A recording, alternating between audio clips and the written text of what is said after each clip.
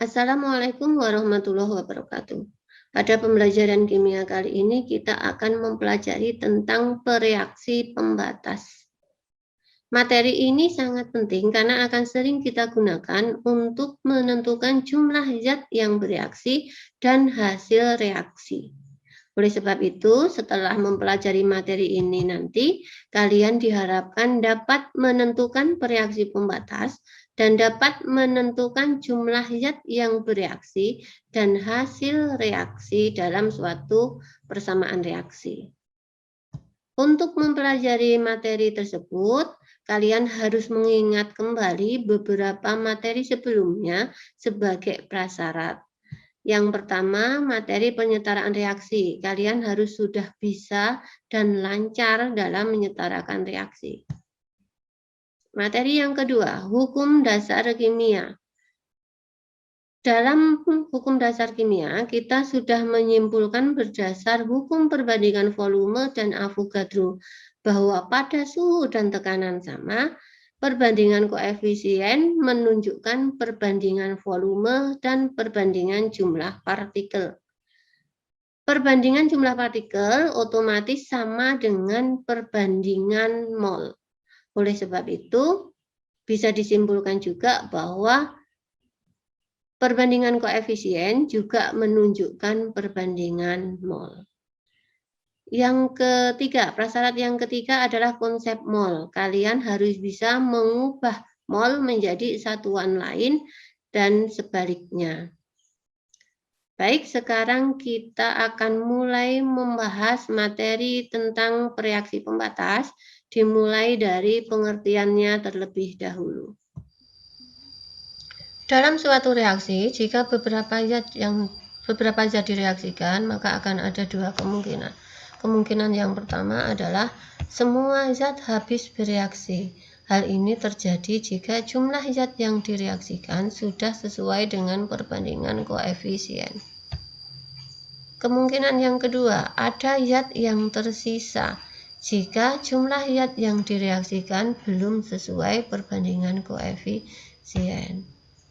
Nah, jika ada zat yang tersisa, maka hasil reaksi akan dibatasi oleh bereaksi yang habis terlebih dahulu. Nah, bereaksi yang habis terlebih dahulu inilah yang disebut dengan bereaksi pembatas. Selanjutnya, bagaimana cara menentukan bereaksi pembatas? Kita akan membahasnya melalui dua contoh soal. Contoh soal yang pertama, 0,5 mol magnesium hidroksida bereaksi dengan 0,5 mol asam klorida. Sesuai persamaan ini, kemudian disuruh menentukan bereaksi pembatas, bereaksi sisa, serta mol magnesium klorida dan mol H2O yang terbentuk. Untuk menjawab soal ini, langkah pertama yang harus dilakukan adalah setarakan reaksinya. Kita cek dulu, apakah reaksinya sudah setara atau belum. Mg yang sebelah kiri jumlahnya 1, yang kanan juga 1. Sudah setara. Cl-nya yang kiri 2, yang kanan juga 2. Sudah setara. Hidrogennya H, yang kiri 2 tambah 2, ini 4, kemudian yang kanan juga 4, berarti sudah setara. Oksigennya yang kiri 2, yang kanan juga 2, berarti sudah setara. Reaksi ini sudah setara, kita tidak perlu menyetarakannya lagi. Tetapi nanti jika kalian menemukan soal yang reaksinya belum setara, maka kalian harus menyetarakannya dulu. Jadi tetap langkah pertama adalah cek reaksinya dulu, apakah sudah setara atau belum. Langkah kedua, tentukan bereaksi pembatas dengan membandingkan jumlah mol dan koefisien. Perbandingan mol dan koefisien. Magnesium hidroksida, molnya yang direaksikan, magnesium hidroksida, mol mula-mula yang direaksikan 0,5 mol. Koefisiennya magnesium hidroksida, di depan rumus kimia tidak ada angkanya, berarti koefisiennya 1. Maka perbandingan mol dan koefisiennya untuk magnesium hidroksida adalah 0,5 dibagi hasilnya 0,5. Kemudian perbandingan untuk HCl adalah molnya 0,5, koefisiennya 2. Berarti perbandingannya 0,5 dibagi 2. Hasilnya 0,25. Kita pilih yang angkanya paling kecil. Perbandingan yang angkanya paling kecil, magnesium hidroksida 0,5, HCl 0,25. Kita pilih yang angkanya paling kecil, yaitu HCl. Ini sebagai bereaksi pembatas. Berarti bisa disimpulkan bereaksi pembatasnya adalah HCl. Kemudian bagaimana menentukan bereaksi sisa dan mol MgCl2 dan H2O? Ikuti langkah ketiga. Tapi kalian ingat dulu, mol magnesium yang direaksikan sesuai soal adalah 0,5 mol, HCl 0,5 mol. Kemudian bereaksi pembatasnya adalah HCl. Itu digunakan untuk perhitungan nanti. Ya. Langkah ketiga, buat perhitungan jumlah bereaksi dan hasil reaksi. Tulis reaksinya dulu, kemudian sebelah kiri kita buat MRS, mula-mula reaksi setelah reaksi. Mula-mula itu adalah zat yang direaksikan tadi sebagai mula-mula. Angka yang kita masukkan di sini adalah jumlah molnya. Sesuai soalnya tadi, magnesium hidroksida yang direaksikan atau mula-mula sebesar 0,5 mol. HCl-nya juga 0,5 mol. Selanjutnya hasilnya, karena belum bereaksi, masih mula-mula, berarti hasilnya belum ada. Masih 0 hasil reaksinya, karena belum bereaksi, masih mula-mula. Kemudian, tadi sudah kita simpulkan, bereaksi pembatasnya adalah HCl. Bereaksi pembatas itu harus habis, maka HCl-nya harus habis. Kalau mau habis, mula-mula 0,5 mol, maka dia juga harus bereaksi 0,5 mol. Mula-mula terdapat 0,5, bereaksi 0,5, otomatis nanti habis. Kemudian, berapa zat lain yang bereaksi? Sesuai koefisien pada saat reaksi, jumlah molnya sesuai koefisien, sebanding koefisien. Pada saat reaksi, sebanding koefisien. Lihat koefisiennya 1, 2, 1, 2. 1, 2, 1, 2. Berarti perhitungannya mirip pada saat kita membahas hukum perbandingan volume ya. 1, 2, 1, 2. Berarti kalau di sini 0,5 mol, berarti di sini 0,25, 0,25, yang ini 0,5. Sesuai perbandingan koefisien. Selanjutnya, berapa zat yang tersisa setelah reaksi? Kita lihat, bereaksi 0,5, mula-mula 0,5, bereaksi 0,25. Maka sisanya 0,25. Mula-mula 0,5, bereaksi 0,5, sisanya 0.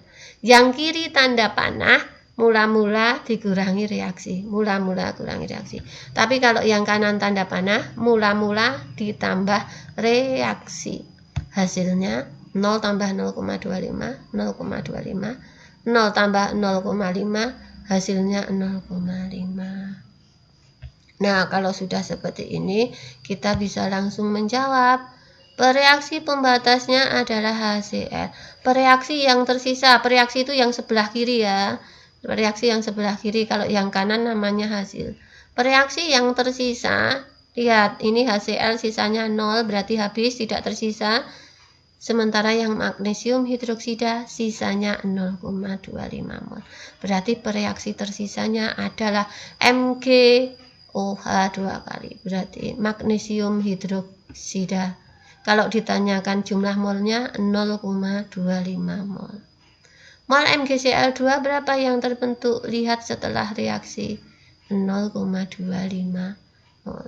H2O yang terbentuk berapa? Setelah reaksi 0,5 mol. Seperti itu perhitungannya.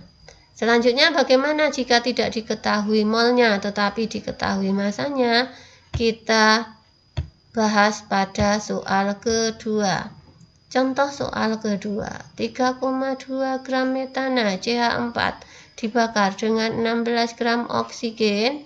Persamaan reaksinya seperti ini. Yang pertama, tentukan bereaksi pembatas. Yang kedua, tentukan massa CO2 yang terbentuk.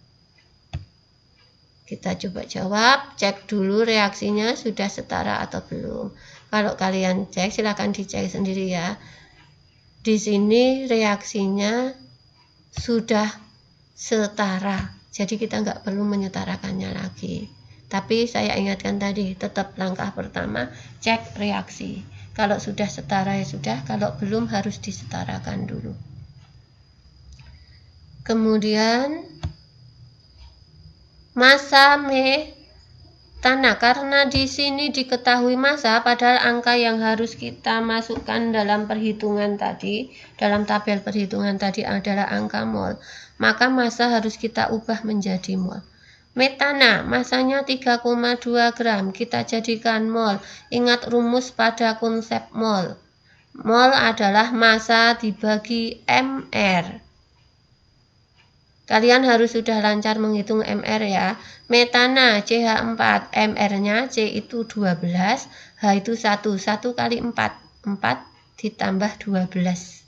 16. Jadi kita hitung molnya massa bagi mR 3,2 bagi 16. 0,2 mol.